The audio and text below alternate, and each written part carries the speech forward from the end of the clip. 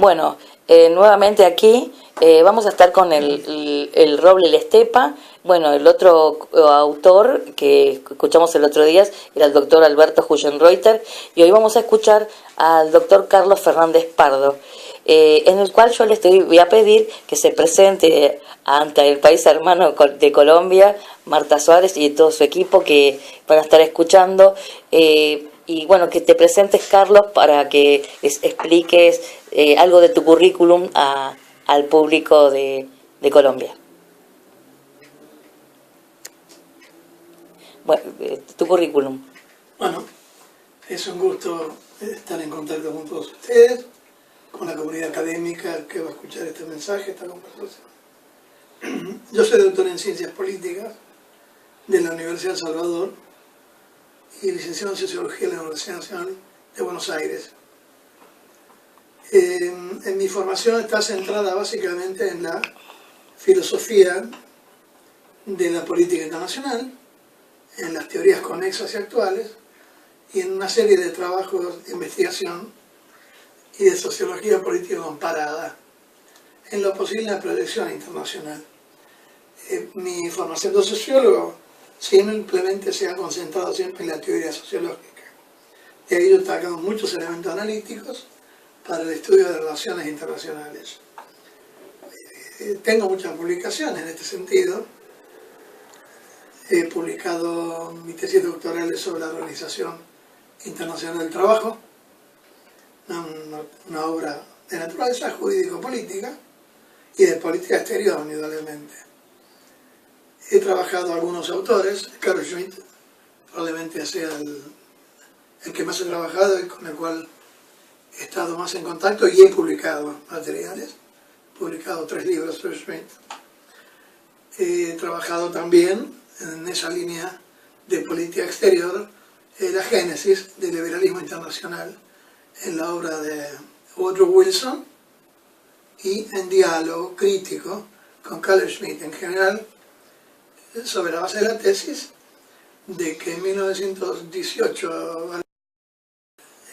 bueno, en realidad los trabajos míos se concentran más bien en problemas que en teoría, simplemente que la teoría política internacional va a ofrecer elementos analíticos para conectar fenómenos y para explicar procesos. No es una cuestión descriptiva puramente, sino un esfuerzo analítico, buscar relaciones causales entre las cosas que suceden en la vida internacional.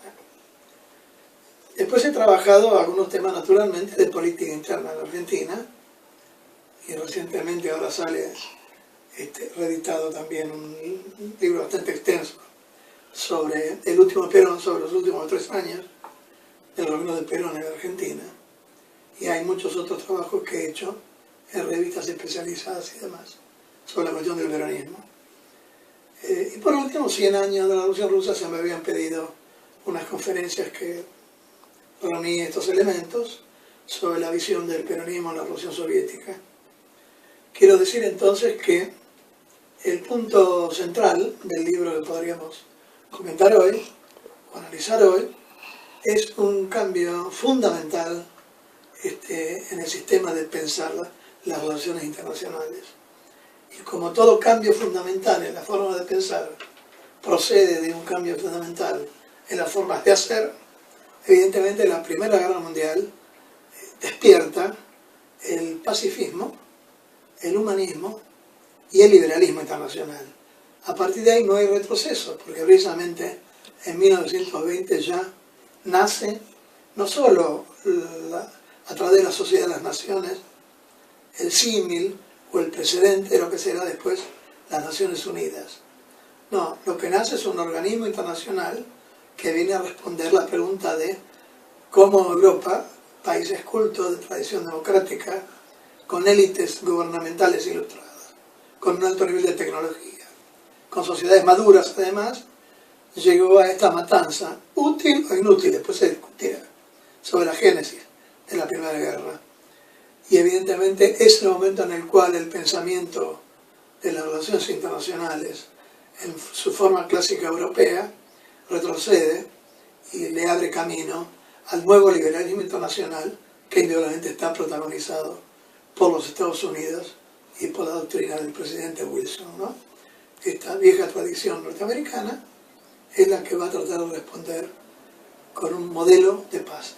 La tesis liberal era que el mundo en realidad entró en la catástrofe por tener un desconocimiento de lo que es la paz, por ignorar sus mecanismos, por abandonar la idea de un sano equilibrio y por lanzarse a una competencia dentro de un sistema internacional compartido, en el cual evidentemente no podría haber ganadores.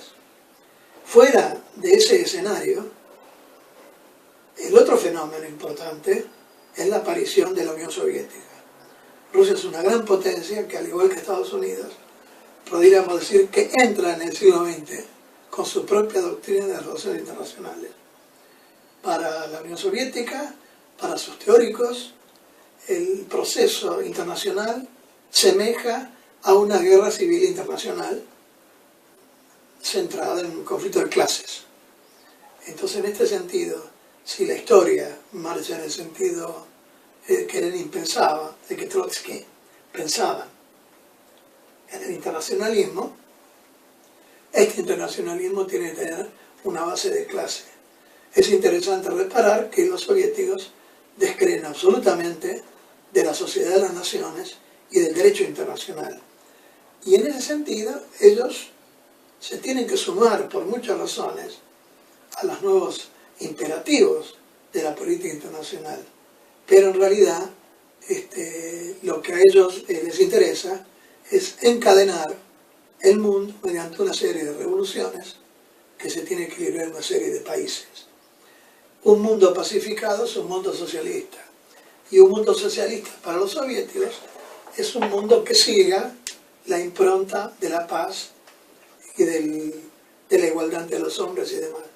Había una utopía liberal, indudablemente la había, y es la idea de que Estados Unidos mostraba al mundo la imagen benéfica de su porvenir. Pero también había una utopía socialista que sostenía que la revolución soviética era posible, que una patria de trabajadores era posible, que estaba a la vista, y que con el apoyo y la convicción y un férreo partido, la Unión Soviética podía sobrevivir al cerco imperialista. Para esto debió hacer concesiones. La primera concesión que tiene que hacer es firmar una paz separada con Alemania. Y este es prácticamente el tema del libro sobre las relaciones entre Rusia y Alemania, ¿no es cierto? Que son relaciones que no están signadas por la guerra de fondo, sino que son relaciones bilaterales de mutua conveniencia, pero de sólidos antecedentes históricos. En realidad, las relaciones de Rusia y Alemania tienen prácticamente 300 años, ¿cierto? Este no es el punto central a partir del cual hemos tratado de desarrollar este enfoque de lo que podríamos llamar, ¿no es cierto?, la pacificación o las relaciones ruso-germanas, ¿no?, entre la estepa.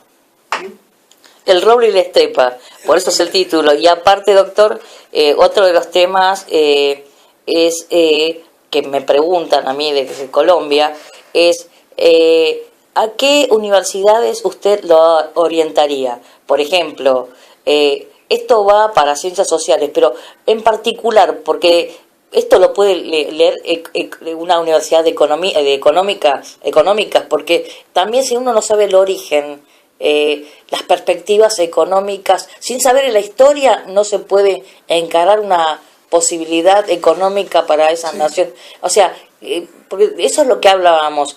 Este es un libro que abarca para la gestión política de un gobierno, asesores. Este es un libro que abarca, de la licenciatura en ciencias políticas, o doctorados y posgrados también, porque este es un libro muy novedoso, que en España obviamente tenemos las 3 versiones. A ver si el doctor, a ver acá, lo tenemos acá.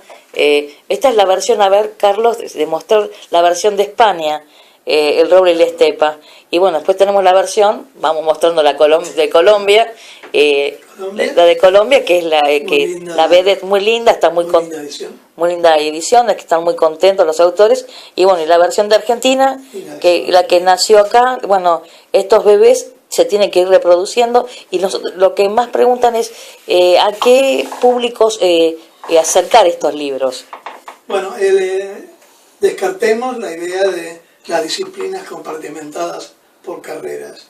Este libro trata de problemas, y estos problemas son de abordaje múltiple. Básicamente, de derecho internacional comparado. Perfecto. De estrategia política comparada, porque se estudia la díada ruso-germana. A eso iba yo. En el largo plazo, en la larga duración. Puede haber algún insight de la economía, no desarrollamos mucho aquí sobre este tema, porque la problemática económica se va a derivar de tratados, ¿cierto?, internacionales. En cuanto a la teoría del derecho internacional, en cuanto a la teoría política internacional, esto es obvio. El presidente norteamericano, el 19, entra al mundo llevando a Estados Unidos con un nuevo mandato, con un nuevo mensaje y con una nueva doctrina internacional.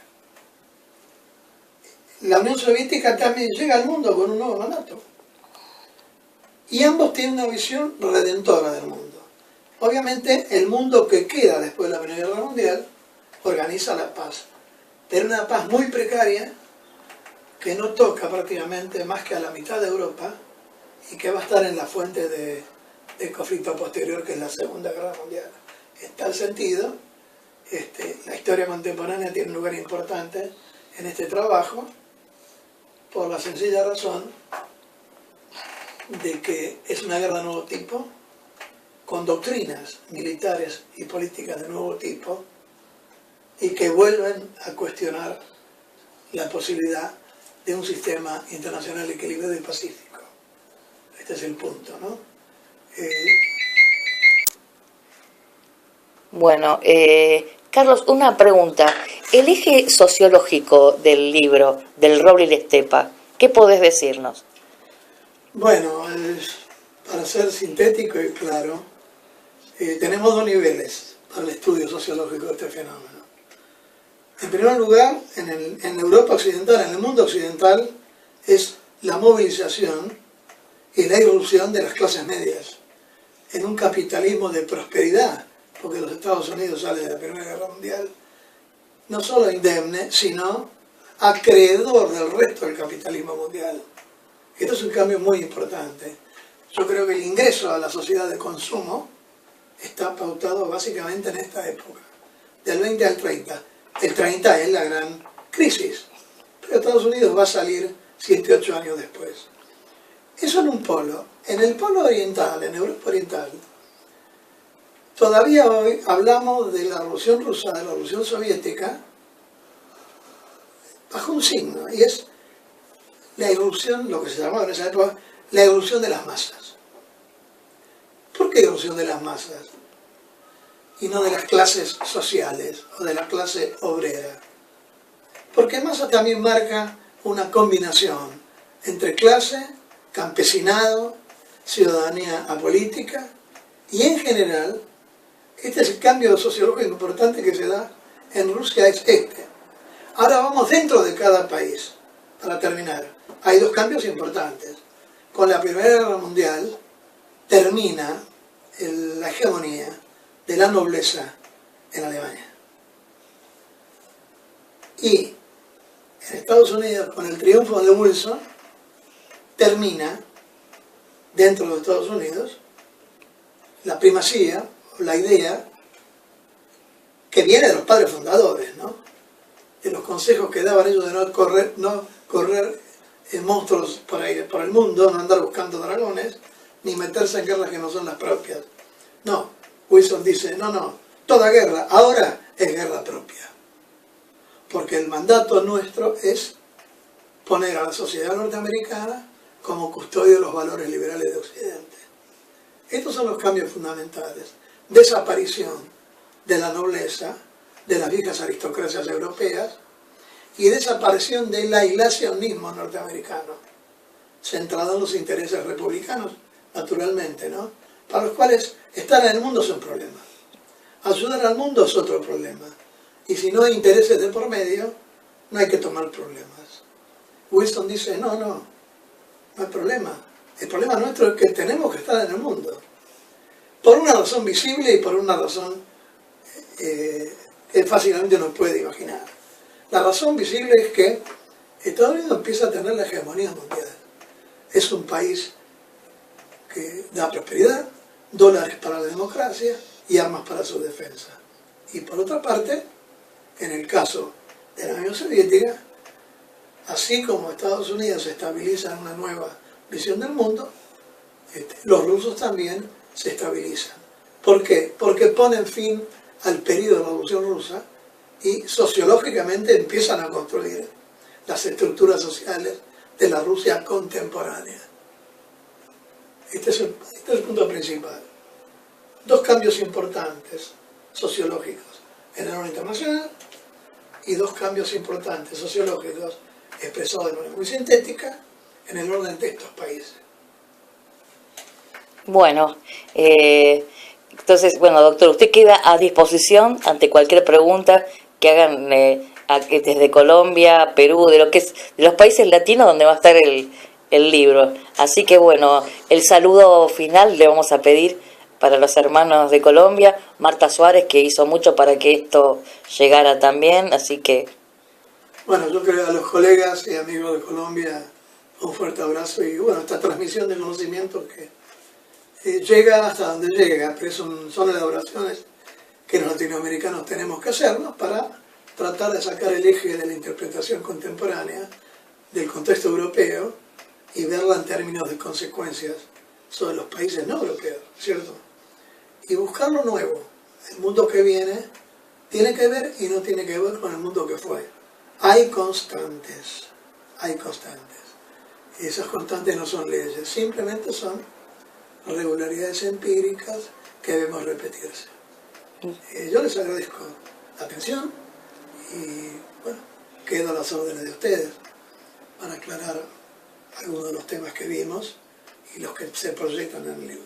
Bueno, muchas gracias, doctor. Y bueno, hasta la próxima transmisión para Colombia.